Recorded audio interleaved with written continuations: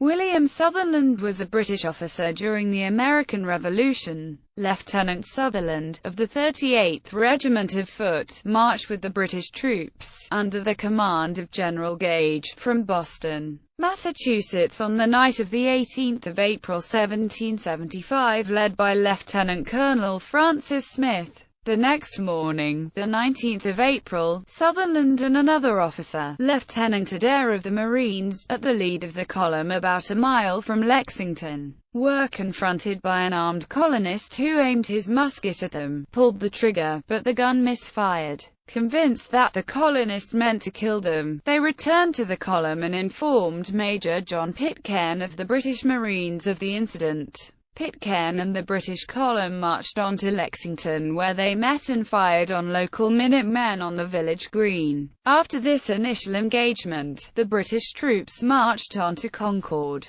Sutherland was with the British soldiers at the North Bridge in Concord when they confronted around 400 Massachusetts militia and Minutemen. He attempted to rally the troops and hold the bridge when the colonial militia returned fire. The shot heard round the world, thus igniting the American Revolution. Sutherland was wounded in the shoulder during the engagement and returned to Boston during the British retreat. Shortly afterwards, Sutherland was promoted to captain. Sutherland would later write about the British action at Lexington and Concord. Over 4 years later, now a major, Sutherland was in command of a British fort at Paulus Hook along the North River in present-day Jersey City, New Jersey. On 19 August 1779, the fort was attacked by 400 Continental soldiers led by Light Horse Harry Lee in what became known as the Battle of Paulus Hook. The fort, along with around 150 Hessian soldiers, were captured.